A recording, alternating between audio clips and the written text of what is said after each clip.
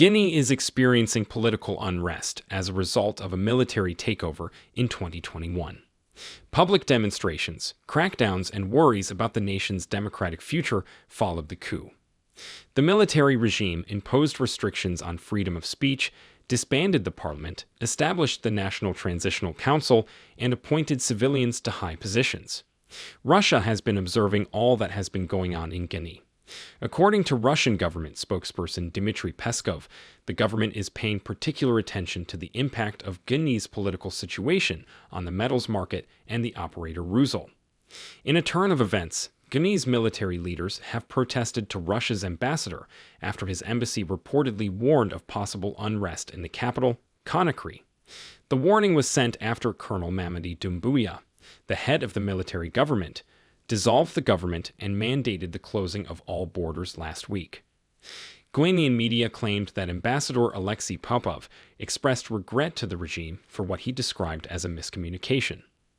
On Monday, February 19, Colonel Doumbouya dissolved his administration without providing a reason.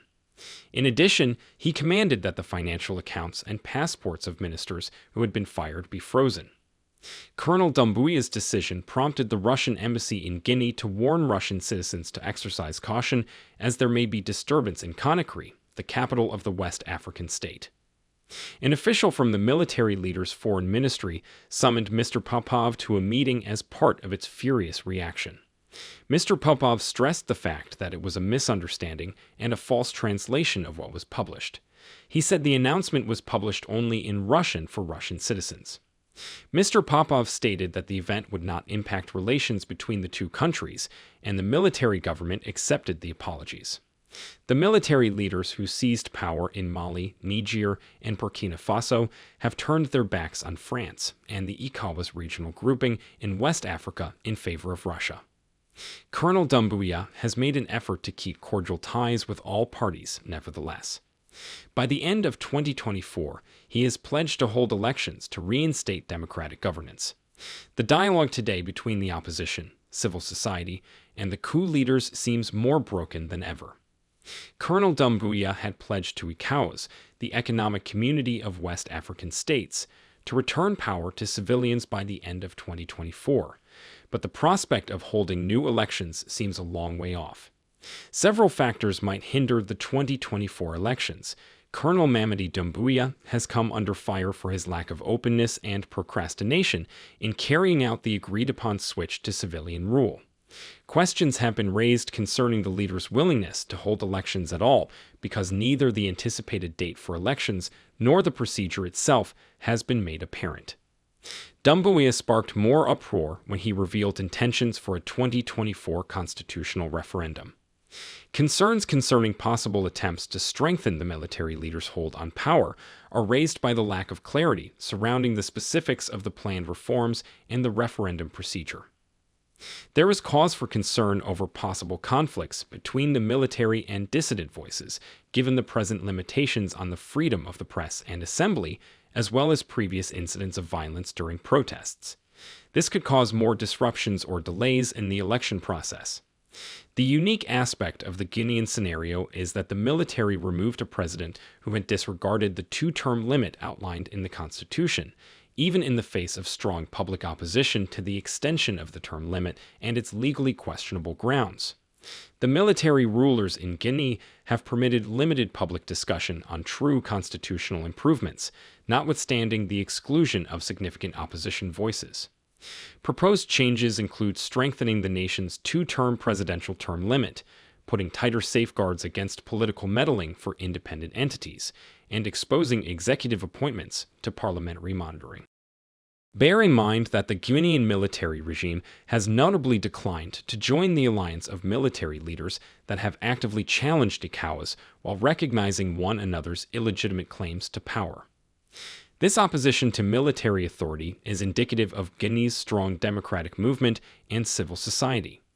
Guinea was one of the last African countries to realize competitive multi-party elections, which did not occur until 2010. This milestone was only attained following the tragic 2009 stadium massacre that claimed the lives of over 150 civilian protesters, as well as the coordinated assaults of numerous women by Moussa Dadis Camara's military administration. Though it has moved slowly, the long-delayed trial for those guilty only got underway in 2022 under the Doumbouya leadership.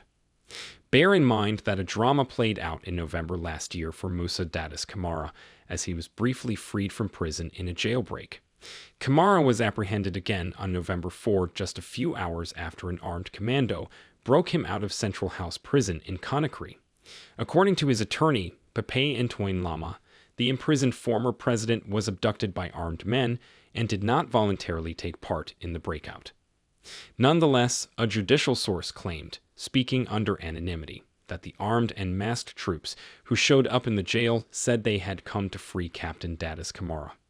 It was unknown whether Camara had escaped on his initiative. The lengthy history of oppressive, unaccountable rule in Guinea served as the foundation for the civilian resistance. Guineans suffered immensely throughout Sékou Touré's 25-year dictatorship from 1958 to 1984 and General Lansana, Kanta's 24-year administration from 1984 to 2008. The Guinean people have a strong psychological commitment to democracy as a result of these struggles and hard-won rights. Given that past administrations' term limitations were in place for decades, term limits are an especially sensitive topic. This explains why there was such strong and broad opposition to Alpha Condé's extra-constitutional third-term attempt. The current concern for Guineans is whether or not the nation will return to democracy this year 2024. By doing this, the nation would become more accessible to fresh investment, growth, and development. Guinea experienced a median annual per capita economic growth rate of 2.9% during its 10 years of democratic prosperity. This contrasts with the 25 years before 2010 when economic growth was less than 1%. A return to civilian democratic governance would also provide Guinea's armed forces with increased access to financing and training for security cooperation, which could prove vital as the Islamist militant insurgency in Mali intensifies and approaches Guinea's northern border. It is reasonable to anticipate Russian interventions aimed at undermining the Guinean transition, given Moscow's long-standing support for Condé's third term, its disproportionate influence over the other Sahelian military governments, and its long-standing involvement in bauxite mining in Guinea. It appears doubtful that the elections will significantly change the way power is distributed unless the informal power dynamics that support the current system are considered. To give the government the credibility to push crucial reform initiatives about the extraction of natural resources and the eradication of poverty, there is a need to strengthen the elite's capacity for collective action. This necessitates the involvement of all significant players in the coalition-building process before the election to guarantee that there is no apparent illegitimacy in the post-election phase. Therefore, even while it is obvious that the elections are crucial, it's possible that the international community is overly reliant on its ability to change the nation and is undervaluing the significance of the unofficial dynamics. Now, with realistic expectations regarding the potential outcomes of these elections, the international community should concentrate on taking the time to guarantee that the formal and informal electoral process is handled lawfully. Indeed, holding legislative elections is a crucial step toward establishing Guinea as a legitimate and functional state. However, they represent merely the start of a longer process of more extensive political, social, and economic change that is required to enhance Guineans' quality of life. Bear in mind that Senegal's president, Macky Sall, also postponed Senegal's elections, which were to be held on February 25th. The West African ministers, whose political unity and stability had already been put to the ultimate test, must have been wondering what more shocks were in store for their region when they convened for yet another emergency meeting in the capital of Nigeria. President Sall intends to prolong his tenure by an additional 9 months after the scheduled handover date of April 2, potentially in an attempt to increase his party's prospects of winning the election when he eventually steps down. Many speculate that his ultimate objective may be to reverse course and run for another term, breaking his pledge to step aside. ECOWAS was already having difficulty maintaining significant pressure on the Sahelian military commanders, who had increased their support at home by portraying the regional bloc as intimidating neighbors that were under the control of France, the former colonial power that ruled most of the region. Numerous constitutional experts insist that President Sall and his parliamentary majority do not even have the legal power to change the date of the polls or extend the head of state's term beyond its previously scheduled end on April 2. People are arguing, but nothing can be done when these leaders make their decisions. Given that there have already been some disagreements between Mamady Doumbouya and Russia, would there be more issues on the way? Although Doumbouya might be open to Russia's advances and apology, it's crucial to keep in mind that he has continued to retain relationships with conventional Western allies. If this delicate balancing effort is not handled carefully, it may result in conflicting messages and possible hostility between both parties.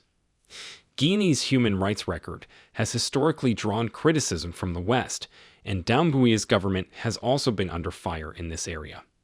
If human rights concerns become a major point of contention, it could complicate relations with Russia, which has faced similar criticisms.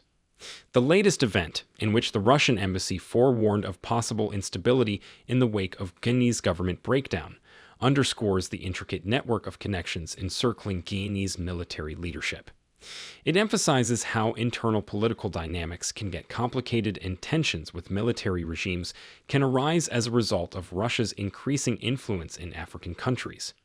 The military leader's response indicates a desire to show off its power, while also maybe raising red flags about possible sensitivity in its relationships with Russia. This incident serves as a reminder that despite going through internal changes, Guinea's future stability and course will be greatly influenced by the way its external ties develop. How do you think things would unfold for Guinea and Russia in the coming months? Let us know what you think in the comments below. Do not forget to like this video and subscribe to the New Tourist channel. Turn on notifications too so you get notified whenever we upload videos like this. Thanks for watching and see you in our next video.